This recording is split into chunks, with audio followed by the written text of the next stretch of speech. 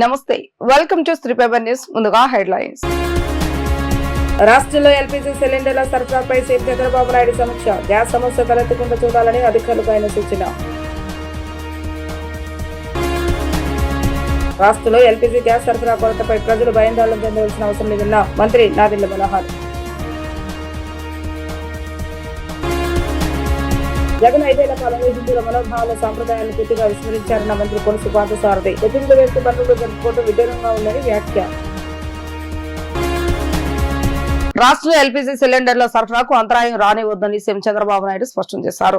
ఎక్కడ LPG gas సిలిండర్ల సరఫరాకు అంతరాయం రానివ్వకుండా చూడాలని సూచించారు.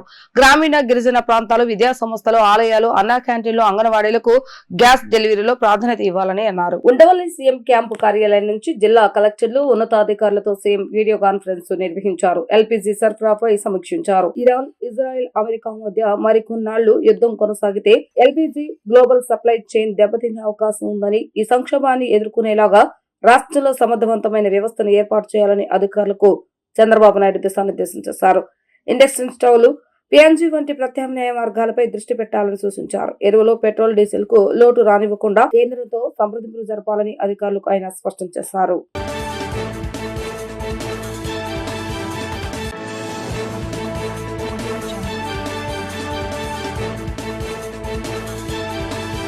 రాష్ట్రంలో ఎల్పీజీ గ్యాస్ సరఫరా కొరతపై ప్రజలు ఆందోళన చెందాల్సిన అవసరం లేదని పౌర సరఫరాల శాఖ మంత్రి నాదెండ్ల మనోహర్ స్పష్టం చేశారు.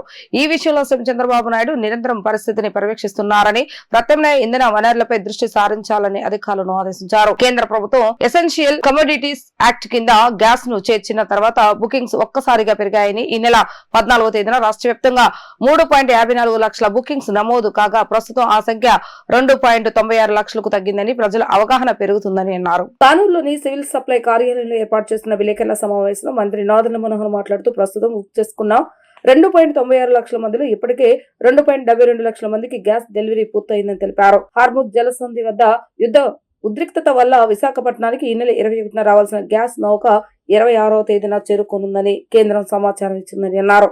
అప్పటి వరకు ఎటువంటి అంతరాయం లేకుండా ఆయిల్ మార్కెటింగ్ కంపెనీలు చర్యలు తీసుకుంటున్నాయని అన్నారు. భవిష్యత్తులో ఈ తరహా సంక్షోభాలు ఎదుర్కోవడానికి పైపెట్ న్యాచురల్ గ్యాస్ వాడకం పెంచాలని ప్రభుత్వం నిర్ణయించిందని అన్నారు. పట్టణ ప్రాంతాల్లో సిలిండర్ల నుంచి పిఎన్జీకి మారేలాగా కొత్త పాలసీని సిద్ధం చేయాలని సీఎం ఆదేశించారని తెలిపారు. అందరికీ నమస్కారం అండి. ప్రపంచవ్యాప్తంగా ప్రజలందరూ కూడా ఎదుర్కొంటున్న కష్టాల్లో భాగంగా ఎల్పిజి గ్యాస్ కొరత అనేది ప్రత్యేకంగా గల్ఫ్ ప్రాంతాల్లో జరుగుతున్న యుద్ధంతో కేంద్ర ప్రభుత్వం, అదేవిధంగా మన ఆంధ్రప్రదేశ్ ప్రభుత్వం గౌరవ ముఖ్యమంత్రి గారు చంద్రబాబు నాయుడు గారి ఆధ్వర్యంలో సమీక్షలు జరపడమే కాకుండా ఏ విధంగా మనం ఇటువంటి పరిస్థితిని అధిగమించవచ్చు, ఆల్టర్నేటివ్ అరేంజ్మెంట్స్ ఏం చేయాలనే దానిపైన నిరంతరం గౌరవ ముఖ్యమంత్రి గారు సమీక్షిస్తూ ఉన్నారు. ప్రజలందరూ కూడా దయచేసి నేను కోరేది ఈ సందర్భంగా భయాందోళన చెందాల్సిన అవసరం లేదు. వాస్తవంగా ఉన్న నిల్వలు ఏ విధంగా కేంద్ర ప్రభుత్వం మనకి కేటాయిస్తుందో, ఏ విధంగా రాబోయే రోజుల్లో ఆ డిమాండ్ని మీట్ అయ్యే విధంగా సప్లై సిస్టమ్ని పర్ఫెక్ట్గా చేసుకుని ముందుకెళ్ళడానికి అనుక్షణం ప్రతిరోజు మేము ఆయిల్ మార్కెటింగ్ కంపెనీస్ తోటి సమీక్షా సమావేశాలు జరుపుకుంటూ సివిల్ సప్లైస్ డిపార్ట్మెంట్ నుంచి జిల్లా యంత్రాంగాన్ని, రాష్ట్ర స్థాయిలో ఉన్న యంత్రాంగాన్ని ఎప్పటికప్పుడు అప్రమత్తం చేసుకుంటూ ముందుకెళ్తున్నాం. కేంద్ర ప్రభుత్వం 9వ తారీఖున ఎసెన్షియల్ కమోడిటీస్ యాక్ట్ కింద ఎప్పుడైతే ప్రకటించారో ఆ రోజు నుంచి గణనీయంగా గ్యాస్ సిలిండర్ల బుకింగ్ పెరిగింది. 14వ తారీఖున 5,04,300 సిలిండర్లు మన రాష్ట్రంలో బుకింగ్ జరిగితే అది ఈ రోజుకి 2,96,000 సిలిండర్లకి తగ్గింది. అంటే ప్రజలు కూడా అర్థం చేసుకుంటున్నారు. కొరత అనేది కొంతమంది కావాలని సోషల్ మీడియాలో ప్రచారం చేయడం, మిస్ఇన్ఫర్మేషన్ స్ప్రెడ్ చేయడం, ప్రజల్లో ఒక భయాందోళన తీసుకోవడానికి చేస్తున్న ప్రయత్నాన్ని చాలా సమర్థవంతంగా ఎక్కడ కూడా సమస్య లేకుండా రాష్ట్ర వ్యాప్తంగా అన్ని జిల్లాల్లో కూడా మన 3 oil companies, Indian oil company, Bharat petroleum, HPCL, వారి ప్రతినిధులు, వారితో పాటు జిల్లా స్థాయిలో మా జాయింట్ కలెక్టర్లు, డిస్ట్రిక్ట్ సివిల్ సప్లైస్ ఆఫీసర్స్, తహసీల్దార్లు, డిప్యూటీ తహసీల్దార్లు అందరూ కూడా కోఆర్డినేట్ చేసుకుంటూ ముందుకు వచ్చారు. ఇప్పుడు మీకు చెప్పిన లెక్కలో ఇందాక నేను వివరించినట్టు 2,96,803 బుకింగ్స్లో 2,72,449 డెలివరీ జరిగినాయి. గతంలో 9వ తారీఖు కన్నా ముందు మన రాష్ట్రంలో యావరేజ్ 1,60,000 నుంచి 1,80,000 వరకు మనకి గ్యాస్ బుకింగ్స్ జరిగాయి. గణనీయంగా వైసీపీ నాయకులకు మతం పండుగ అంటే కేవలం ఒక రాజకీయ ప్రకటన మాత్రమేనని మంత్రి కులసు పార్థసారథి అన్నారు. జగన్ పత్రికలో ఇచ్చే ప్రకటన చూస్తుంటే వారికి ప్రజల సంక్షేమం కంటే జగన్ సంక్షేమమే ముఖ్యమని స్పష్టమవుతుందని ఆరోపించారు. వైసీపీ హయాంలో హిందువుల మనోభావాలు దెబ్బతిన్నంతగా గతంలో ఎప్పుడూ జరగలేదని ఆయన స్పష్టం చేశారు. టీడీపీ కేంద్ర కార్యాలయంలో ఏర్పాటు చేసినటువంటి విలేకరుల సమావేశంలో మంత్రి కులసు పార్థసారథి మాట్లాడుతూ పండుగలను కేవలం ప్రచారం కోసం వాడుకుంటున్నారే తప్ప హిందూ సాంప్రదాయాల పట్ల గౌరవం లేదని అన్నారు. వైసీపీ పాలనలో నిరుద్యోగ అత్యధికంగా 24% చేరిందని అన్నారు. ఉపాధి లేక 4,051 మంది యువత బలవన్మరణానికి పాల్పడ్డారని తెలిపారు. కూటమి ప్రభుత్వం అధికారంలోకి వచ్చిన 20 నెలల కాలంలోనే రికార్డు స్థాయిలో ఉద్యోగాలు కల్పించిందని, జాబ్ క్యాలెండర్ భవిష్యత్తులో కూడా తప్పకుండా ఇస్తామని ఆయన స్పష్టం చేశారు. కానీ ఆశ్చర్యంగా హిందూ ధర్మ రక్షణ, హిందూ ధర్మాన్ని భక్షించే వాళ్ళే హిందూ ధర్మ రక్షణ అని చెప్పేసి ఒక అడ్వర్టైజ్మెంట్ ఇచ్చారు. ఎవరైనా సరే ప్రజలందరికీ శుభాకాంక్షలు తెలియజేస్తారు. భగవంతుడు ఆ పర్వదిన సందర్భంగా ప్రజలందరికీ కూడా మేలు జరగాలని, అన్ని కుటుంబాల్లో కూడా సంతోషాలు వెల్లివిరియాలని కోరుకుంటూ ప్రజలకి శుభాకాంక్షలు తెలియజేస్తారు. అదేవిధంగా నాయకుడికి, కార్యకర్తలకి అందరూ కూడా తెలియజేస్తారు. కానీ ఇక్కడ నాయకుడికి ఉగాది శుభాకాంక్షలు, వాళ్ళకి ప్రజలతో సంబంధం లేదు, ప్రజలకి మేలు జరగాల్సిన అవసరం లేదు, ఆఖరికి వారి కార్యకర్తలకి మేలు జరగాల్సిన అవసరం లేదు. కేవలం జగన్మోహన్ రెడ్డి గారికి శుభాకాంక్షలు అంటే పండగ నాడు, పండగ సందర్భంగా ఆయనకి ఒక్కడికే మేలు జరిగితే సరిపోయిద్దనే విధంగా వారు వైఎస్ఆర్ కాంగ్రెస్ పార్టీ నాయకులు వారి హిందూ ధర్మం, హిందూ యొక్క భావజాలం ఏమిటో, హిందూ ధర్మం యొక్క భావజాలం ఏమిటో కూడా అర్థం చేసుకోలేని వ్యక్తులు వైఎస్ఆర్ కాంగ్రెస్ పార్టీ అని చెప్పేసి మనం చేస్తాం. ఏ మతమైనా సరే అందరూ బాగుండాలి, ప్రజలందరూ బాగుండాలి, ప్రజలకి మేలు జరగాలి ఆయా భగవంతుల ద్వారా అని చెప్పేసి కోరుకుంటారు. కానీ వీళ్ళు మాత్రం కేవలం జగన్మోహన్ రెడ్డి గారు చల్లగా ఉంటే, జగన్మోహన్ రెడ్డి గారు సంతోషంగా ఉంటే చాలు, మాకు ఇంకే ప్రజలు ఏమైపోయినా పర్లేదు అనే విధంగా వీరి అడ్వర్టైజ్మెంట్ ఉండటం అనేది చాలా ఆశ్చర్యకరం అని చెప్పేసి నేను తెలియజేస్తాను. దాంట్లో చెప్తున్నారు హిందూ ధర్మ రక్షణ అని చెప్పేసి. జగన్మోహన్ రెడ్డి గారి సమయంలో హిందువుల మనోభావాలు దెబ్బతిన్నట్లు ఈ స్వతంత్ర భారతదేశంలో ఎప్పుడూ కూడా హిందువుల మనోభావాలు దెబ్బతినలేదని చెప్పేసి మనం చేస్తాను. నేను వైఎస్ఆర్ కాంగ్రెస్ పార్టీ అధినేత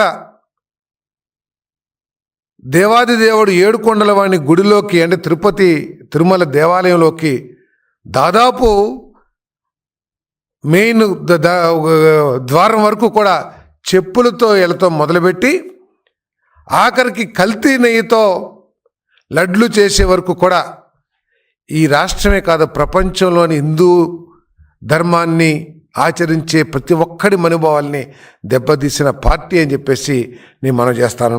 ఈరోజు వాళ్ళు చెప్తారు ప్రతి ఒక్కసారి ఎంతసేపు నటన, హిందూ ధర్మం పట్ల, హిందూ సాంప్రదాయాల పట్ల ఏదో గౌరవము, భక్తి, ఆ సాంప్రదాయాల్ని గౌరవించే మనస్తత్వం ఉన్నట్లు విఎంసీ స్పెషల్ ఆఫీసర్ గా తనకు అప్పగించిన బాధ్యతను సక్రమంగా నిర్వర్తిస్తానని జిల్లా కలెక్టర్ లక్ష్మీ షా తెలిపారు. విఎంసీ స్పెషల్ ఆఫీసర్ గా తనను నియమించినందుకు సీఎం చంద్రబాబు నాయుడుకు ఆయన కృతజ్ఞతలు తెలియజేశారు. విజయవాడ నగరాన్ని సీఎం ఎప్పుడు గేట్వే టు అమరావతిగా పేర్కొంటారని, దానికి అనుగుణంగా నగరాన్ని తీర్చిదిద్దుతామని ఆయన స్పష్టం చేశారు. ప్రజలకు మెరుగైన సేవలు అందజేయడం, ప్రజా సౌకర్యాలు విస్తరించడం తన ప్రధాన లక్ష్యమని పేర్కొన్నారు. విజయవాడ నగరపాలక సంస్థ స్పెషల్ ఆఫీసర్ గా doctor G Lakshmi Shah VMC ప్రధాన కార్యాలయంలో స్పెషల్ ఆఫీసర్ ఛాంబర్ లో దుర్గగుడి ఆలయ వేద పండితుల మధ్య ప్రత్యేక అధికారిగా బాధ్యతలు స్వీకరించారు. ఈ సందర్భంగా విఎంసీ అధికారులు సిబ్బంది ఆయనకు శుభాకాంక్షలు తెలిపారు. ఈ సందర్భంగా విఎంసీ స్పెషల్ ఆఫీసర్ మరియు ఎన్టీఆర్ జిల్లా collector doctor G Lakshmi Shah మాట్లాడుతూ ఆంధ్రప్రదేశ్ రాష్ట్ర ముఖ్యమంత్రి నారా చంద్రబాబు నాయుడు తనను స్పెషల్ ఆఫీసర్ గా నియమించినందుకు ఆయనకు కృతజ్ఞతలు తెలిపారు. విజయవాడ నగరాన్ని సీఎం ఎప్పుడు గేట్ వే టు అమరావతిగా పేర్కొంటారని, అందుకు అనుగుణంగా ప్రజలకు మెరుగైన సేవలు అందజేయడం, ప్రజా సౌకర్యాలు విస్తరించడం తన ప్రధాన లక్ష్యమని తెలిపారు. బాధ్యతలు స్వీకరించిన అనంతరం విభాగాధిపతులతో సమావేశం నిర్వహించి నగరంలో కొనసాగుతున్న అభివృద్ధి పనులు, ప్రాజెక్టులు మరియు వివిధ కార్యక్రమాలపై సమీక్షించారు. నగర అభివృద్ధికి సంబంధించి ప్రాధాన్యత ఉన్న అంశాలను గుర్తించి వాటిపై తక్షణ చర్యలు తీసుకోవాలని అధికారులను ఆయన ఆదేశించారు. విజయవాడ మున్సిపాలిటీ స్పెషల్ ఆఫీసర్ గా జీవో నెంబర్ 284 ప్రకారం గవర్నమెంట్ ఇచ్చిన ఆదేశాల మేరకు స్పెషల్ ఆఫీసర్ చార్జ్ తీసుకోవడం జగన్లోనే ఉన్న సబ్జెక్ట్ కాబట్టి దీనికి స్పెషల్ ఆఫీసర్ గా నియమించిన గవర్నమెంట్ కి ధన్యవాదాలు తెలియజేసుకుంటూ ఈ బాధ్యతని చాలా జాగ్రత్తగా అలాగే బాధ్యత తీసుకెళ్ళడానికి ప్రత్యేక సహకారాన్ని కోరుతున్నాను. ముఖ్యంగా జిల్లా యంత్రాంగంలో ప్రజాప్రతినిధుల సహకారం, అట్లాగే ప్రజల సహకారం. ముఖ్యంగా విజయవాడ అంటేనే ఇక్కడ రెసిడెన్షియల్ కన్స్ట్రక్షన్ అయితేనండి, ఎన్జిఓస్, అలాగే సివిల్ సొసైటీలో యాక్టివ్ పర్సన్స్ అయితే, అలాగే మీడియా వీళ్ళందరూ సహకారం నగర అభివృద్ధిని తీసుకెళ్ళాలి. దీనికి ప్రత్యేక సహకరించాలని కోరుతూ మనం కలిసి as a team NTR district ఎప్పుడు పనిచేస్తున్నాము అదే టీమ్ స్పిరిట్ తో కూడా నగర పరిపాలన కూడా ముందుకు తీసుకెళ్తాం. ఎన్టీఆర్ జిల్లా నెంబర్ 1 నిలపడానికి ప్రతి ఒక్కరి సహకారాన్ని కోరుతుంది. ఫోకస్ ఏరియా ప్రజలకి కన్వీనియన్స్, అది శానిటేషన్ అవ్వచ్చు, మౌలిక సదుపాయాలు కావచ్చు, కన్వీనియన్స్ కావచ్చు, అలాగే సివిక్ ఎంబియన్స్ కావచ్చు, ఇవన్నీ ప్రొవైడ్ చేసి అర్బన్ లోకల్ బాడీ ప్రాముఖ్యత ఉంటుంది. అక్కడ ఇంతకు ముందు కూడా అర్బన్ ఏరియాలో పనిచేసిన అనుభవం ఉంది కాబట్టి, అలాగే ఎన్టీఆర్ జిల్లా లాస్ట్ 1 year నుంచి కూడా చూశాను కాబట్టి ఇక్కడ అవసరాలు, అగోగులు, అక్కడ ఇక్కడ కోఆపరేషన్, కోఆర్డినేషన్ ఎలా చేసుకుంటే బాగుంటుంది ఆల్రెడీ అలవాటు ఉంది కాబట్టి ప్రజలకి ఎక్కడ ఇబ్బంది కలగకుండా ప్రతి ఒక్కరిని సమన్వయం చేసుకుంటూ ఇటు అధికార యంత్రాంగం, ఇటు మీడియా, అటు గవర్నమెంట్ నుంచి రావాల్సిన పథకాలను అమలు చేయడం, అలాగే లోకల్ స్థానిక ప్రజాప్రతినిధులు కూడా అనుసంధానం చేసుకుంటూ జిల్లా యంత్రాంగం, అలాగే ఇప్పుడు మున్సిపల్ కార్పొరేషన్ స్పెషల్ ఆఫీసర్ గా మున్సిపల్ అడ్మినిస్ట్రేషన్, కార్పొరేషన్ అడ్మినిస్ట్రేషన్ కూడా సమర్థవంతంగా ముందుకు తీసుకెళ్ళడానికి మీ అందరి సహకారంతో ముందుకు తీసుకెళ్ళడానికి నాకు నమ్మకం ఉంది. అదే ప్రకారం చేసుకుంటాం. 24/7 ఉండే ప్రయత్నం అయితే చేస్తాం. ఎలాగే కరెక్ట్గా ఉన్నప్పుడు కూడా మనకి ఎప్పుడు 5 గంటలకు 6 గంటలకు ఆఫీస్ అయిపోదు. మినిమం 8, 9, 10 అవుతూనే ఉంటుంది. ఉదయం కూడా 5, 6 నుంచి స్టార్ట్ అయిపోతాం కాబట్టి అదే మాదిరిగా ఎన్టీఆర్ డిస్ట్రిక్ట్ స్పిరిట్ అయితే ఉందో అదే స్పిరిట్ లో ముందుకు వెళ్తాము. ఇప్పుడు అందుబాటులో ఉండే ఫిజికల్ గా కలవడం కన్నా మనకు ఆన్లైన్, మొబైల్, అట్లాగే ఈ పీజీఆర్స్ ఎవరీ మండే, సో ఇది జరుగుతూనే ఉంటుంది. సో అవసరాన్ని బట్టి అవసరం అయితే నీడ్ రిక్వైర్స్ ఇక్కడ కూడా వారానికి 1 రోజు 2 రోజు అందుబాటులో ఉండడానికి కూడా ట్రై చేస్తాం. అలాగే నీడ్ బట్టి రివ్యూ పెట్టుకొని ఈచ్ సెక్షన్ వైజ్ ఏమేమి జరుగుతుందో చూసుకొని ఎక్కడైతే ఆ లోపల ఏమైనా సవరించాలా, ఏదైనా మార్పు చేర్పు చేయాలో చూసుకొని అదే ప్రకారం ఆఫ్ కోర్స్ విజయవాడలో కూడా ఉంది. దాంట్లో మెయిన్ అర్బన్ ఏరియా చూసుకుంటే మనకి sanitation, drinking water, so health and ambience ఇవి చాలా ఇంపార్టెంట్. అర్బన్ ఏరియా అంటే బయట నుంచి వచ్చే వాళ్ళకి స్టేట్ అంటే ఏంటంటే అక్కడ ఉన్న నగరాన్ని చూసి డిసైడ్ చేస్తారు స్టేట్ ఎలా ఉంది అనేది. సో ముఖ్యంగా విజయవాడ మీకు తెలుసు ఇది గేట్వే టు అమరావతి కాబట్టి ఇక్కడ పబ్లిక్ కమ్యూనిటీస్, పబ్లిక్ ఎంబియన్స్ రాగానే ఒక అనుభూతి అంటాం కదా, ఓకే మంచి సిటీకి ఎంటర్ అయ్యాము. సో అది అనుభూతి తీసుకురావడమే మెయిన్ ప్రయత్నం. దానికి కావాల్సిన అన్ని ఏర్పాట్లు, అలాగే అన్ని కోఆపరేషన్స్, కోఆర్డినేషన్ చేస్తాం. తిరుమల శ్రీవారిని ముఖ్యమంత్రి నారా చంద్రబాబు నాయుడు కుటుంబ సభ్యులతో కలిసి దర్శించుకున్నారు. ఆలయ ఈవో అర్చకులు ఆయనకు మహద్వారం వద్ద ఘన స్వాగతం పలికారు. మనవడు దేవాంశ్ పుట్టినరోజు సందర్భంగా సీఎం చంద్రబాబు నాయుడు కుటుంబ సభ్యులతో కలిసి శ్రీవారి సేవలో పాల్గొన్నారు. స్వామివారిని దర్శించుకున్న అనంతరం పండితులు, రంగనాయకుల మండపంలో చంద్రబాబు నాయుడు కుటుంబానికి వేదాశీర్వచనాలు అందజేశారు. అనంతరం సీఎంకు శ్రీవారి తీర్థ ప్రసాదాలు అందజేశారు. శ్రీవారి దర్శనం అనంతరం సీఎం వెంగబామ అన్నప్రసాద కేంద్రానికి వెళ్లారు. అక్కడ భక్తులకు సీఎం స్వయంగా వడ్డించారు. చంద్రబాబు నాయుడుతో పాటు భువనేశ్వరి, లోకేష్, దేవాంశ్ కూడా భక్తులకు అన్నప్రసాదం వడ్డించారు. ఆ తర్వాత కుటుంబ సభ్యులతో కలిసి చంద్రబాబు నాయుడు అన్నప్రసాదం స్వీకరించారు.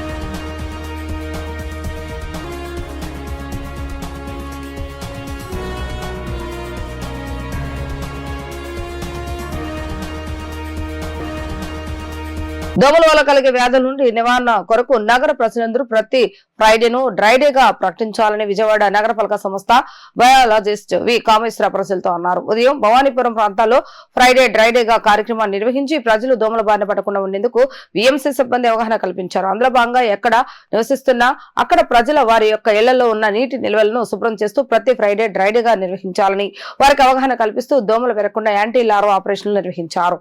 మన ఇంటి పరిసరాల్లో నీటి నిల్వలు లేకుండా జాగ్రత్త వహించాలని ఆయన సూచించారు. సీఎం నారా చంద్రబాబు నాయుడు ఇచ్చిన ఆదేశాల మేరకు ప్రజల సమస్యను త్వరితగతిన పరిష్కరించడమే లక్ష్యంగా సెంట్రల్ నియోజకవర్గ ఎమ్మెల్యే కార్యాలయం నిత్యం పనిచేస్తుందని ప్రభుత్వ whip central MLA Bonda Umamaheswararao తెలిపారు. పేద బడుగు బలహీన వర్గాల మరియు మైనారిటీ వర్గాల అభ్యున్నతికి ప్రభుత్వం కట్టుబడి ఉంటుందని ఆయన తెలిపారు. అధికారాన్ని అలంకారంగా కాకుండా బాధ్యతగా భావిస్తూ ప్రజలకు జవాబుదారీతనంతో సేవలు అందిస్తామని స్పష్టం చేశారు. సింగనగర్ లోని సెంట్రల్ నియోజకవర్గ ఎమ్మెల్యే క్యాంపు కార్యాలయంలో ప్రభుత్వ whip central MLA Bonda Umamaheswararao ప్రజల స్వీకరణ సమస్యల పరిష్కారం కోసం ప్రజా దర్బార్ కార్యక్రమాన్ని నిర్వహించారు. ఈ సందర్భంగా బోండా ఉమా మాట్లాడుతూ ముఖ్యమంత్రి వర్యులు నారా చంద్రబాబు నాయుడు ఇచ్చిన ఆదేశాల మేరకు ప్రజల సమస్యలను త్వరితగతిన పరిష్కరించడమే లక్ష్యంగా సెంట్రల్ నియోజకవర్గ ఎమ్మెల్యే కార్యాలయం నిత్యం పనిచేస్తుందని తెలిపారు. ప్రతి శుక్రవారం రాష్ట్రంలోని 175 నియోజకవర్గాల్లో గ్రీవెన్స్ డేగా ప్రజా దర్బార్ కార్యక్రమాన్ని నిర్వహిస్తూ ప్రజలు తమ కష్టాలను అవసరాలను నేరుగా ఎమ్మెల్యేలు ఎంపీల దృష్టికి తీసుకురావడానికి ఇది ఒక ముఖ్యమైన వేదికగా మారిందని పేర్కొన్నారు. ఈ కార్యక్రమంలో అధికారులు పార్టీ నాయకులు సమన్వయంతో పాల్గొంటూ ప్రజా సమస్యలను స్వీకరిస్తున్నారు. వచ్చిన ప్రతి అర్జీని జాగ్రత్తగా పరిశీలించి వాటి పరిష్కారానికి అవసరమైన చర్యలు తీసుకుంటున్నారని అన్నారు. గౌరవ ముఖ్యమంత్రి చంద్రబాబు నాయుడు గారి ఆదేశాల మేరకు నిర్వహిస్తున్నటువంటి శాసనసభ్యుని కార్యాలయంలో ప్రజా దర్బారు నిరంతరం కూడా ప్రతి శుక్రవారం కొనసాగుతూ ఉంది. అధికారులు, మేము, అలాగే మా పార్టీ నాయకులు అందరం కూడా దీంట్లో బాధ్యత తీసుకుంటా ఉన్నాం. వచ్చిన ప్రతి అర్జీని నిశ్చితంగా పరిశీలించి వాళ్ళకి ఆ అర్జీ పరిష్కారానికి కావలసినటువంటి కృషి చేస్తూ ఉన్నాం. దానివల్ల ప్రజలు కూడా సంతృప్తి వ్యక్తం చేస్తూ ఉన్నారు. ఎక్కువ పెన్షన్లు, ఇళ్ళు, మరి కుటుంబేషన్లు, బళ్ళు వీటి మీద వచ్చినాయి. దాంతో అధికారులతో మాట్లాడాం. ప్రతి అర్జీ కూడా ఒక అధికారిని వాళ్ళ ఇంటికి వెళ్ళి ఆ అర్జీ ఏమైంది, అది ఏ స్థితిలో ఉంది, అది వస్తే ఎప్పుడు వస్తుంది, రాకపోతే ఎందుకు రాలేదు అనేది జవాబుదారితనంగా సమాధానం చెప్పడం వల్ల వాళ్ళందరూ కూడా సంతోషం వ్యక్తం చేస్తూ ఉన్నారు. ప్రతి సమస్యకి ఒక పరిష్కారం తీసుకొస్తా ఉన్నాం. ఈ ఎమ్మెల్యే కార్యాలయం జవాబుదారీగా పనిచేయటం మా నాయకులు, మా డివిజన్ నాయకులు, మా మహిళా నాయకురాళ్ళు, మా కార్పొరేటర్లు, డివిజన్ పార్టీ అధ్యక్షులు అందరూ కూడా బాధ్యత తీసుకోవటం వల్ల ప్రజల్లో ఒక సాటిస్ఫాక్షన్ ఉంది. మా గోడు వింటున్నారు, ఆ గోడుకి మీ ఇచ్చిన అర్జీకి జవాబు చెప్తున్నారు. ఒక బాధ్యత కలిగినటువంటి శాసనసభ్యుడు కార్యాలయంగా పనిచేస్తూ ఉన్నారని చెప్పి ప్రజలందరూ సంతోషం వ్యక్తం చేస్తున్నారు. మాకు అధికారం అనేది అలంకారం కాదు, అధికారం అనేది ఒక బాధ్యతగా ఖచ్చితంగా ప్రజలకు జవాబుదారంగా పనిచేస్తాం. ఇప్పటికే ఇచ్చిన హామీలు పెన్షన్లు 3,000 నుంచి 4,000 పెంచాం.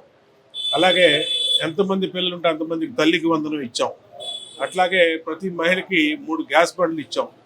మహిళలందరికీ ఉచిత బస్సు ప్రయాణం పెట్టాం. త్వరలోనే శ్రీనిధి కూడా కార్యక్రమం ప్రతి మహిళకి 18,000 రూపాయలు ఖాతాలో వేస్తామని చెప్పాం. అది కూడా ఖచ్చితంగా వేసి తీరుతాం. అన్ని రకాలుగా పేద, బడుగు, బలహీన, మైనారిటీ వర్గాలకి జవాబుదారీతనంగా ఉంటామని తెలియజేస్తూ ఈ కార్యాలయంలో ఇచ్చిన ప్రతి అర్జీ కూడా బాధ్యతగా పరిష్కారం చూపించే విధంగా ముందుకెళ్తామని తెలియజేస్తాం. ఉత్సవాయి మండలం పోలంపల్లి గ్రామంలో అక్రమ ఇసుక రవాణా ఘటన వెలుగులోకి వచ్చింది. గ్రామంలో ఇసుకను అక్రమంగా తరలిస్తున్న ట్రాక్టర్ ను స్థానిక గ్రామస్తులు అడ్డుకున్నారు. గ్రామస్తులు అడ్డుకోవడంతో అక్రమ రవాణాదారుల ట్రాక్టర్ ను పొలాల్లో దాచిపెట్టి అక్కడి నుంచి పరారయ్యారు. గ్రామస్తులు అధికారుల నిర్లక్ష్యంపై ఆగ్రహాన్ని వ్యక్తం చేస్తూ వెంటనే చర్యలు తీసుకోవాలని డిమాండ్ చేస్తున్నారు. అక్రమ ఇసుక రవాణాపై కఠిన చర్యలు తీసుకోవాలని స్థానికులు కోరుతున్నారు. మాది పోలంపల్లి గ్రామం, ఉత్సవాయి మండలం, కృష్ణా జిల్లా, ఎన్టీఆర్ జగ్గిపేట నియోజకవర్గం. ఇక్కడ ఏం జరుగుతుందంటే ఉచిత ఇసుక మన కూటమి ప్రభుత్వం ప్రవేశపెట్టిన తర్వాత మునియర్ నుంచి తెలంగాణకు అక్రమంగా ఇసుక రవాణా తీసుకెళ్లి అక్కడ దళారులకు రోజుకి మా గ్రామం నుంచి 30 ట్రాక్టర్ల దాకా రోజు తిరుగుతున్నాయి. పొద్దుపూట సాయంత్రం లేకుండా ప్రజలను ఇబ్బందులు పెట్టుకుంటా అడ్డు వచ్చిన ఎవరైనా ఉంటే తొక్కిస్తాం, మా జోలికి వస్తారని బెదిరిస్తున్నారు. ఎవరైనా వ్యవస్థ ఉంటే దీన్ని ఎరకట్టవలసిందిగా ప్రార్థిస్తున్నాం. వార్తలు ముగించే ముందు హెడ్లైన్స్ మరొకసారి. రాష్ట్రంలో ఎల్పీజీ సిలిండర్ల సరఫరాపై సీఎం చంద్రబాబు నాయుడు సమీక్ష. గ్యాస్ సమస్య తలెత్తకుండా చూడాలని అధికారులకు ఆయన సూచన. రాష్ట్రంలో ఎల్పీజీ గ్యాస్ సరఫరా కొరతపై ప్రజలు భయాందోళన చెందవలసిన అవసరం లేదన్న మంత్రి నాదెండ్ల మనోహర్. జగన్ 5 ఏళ్ల కాలంలో హిందువుల మనోభావాల సాంప్రదాయాలను పూర్తిగా విస్మరించారన్న మంత్రి కొలుసు పార్థసారథి. ఎత్తింపులు వేస్తూ పనులు జరుపుకోవడం విడ్డూరంగా ఉందని వ్యాఖ్య. ఇవి ఈ రోజు వార్తా విశేషాలు. మళ్ళా తిరిగి ప్రసారం వార్తలు మళ్ళీ కలుద్దాం. అంతవరకు సెలవు. నమస్కారం.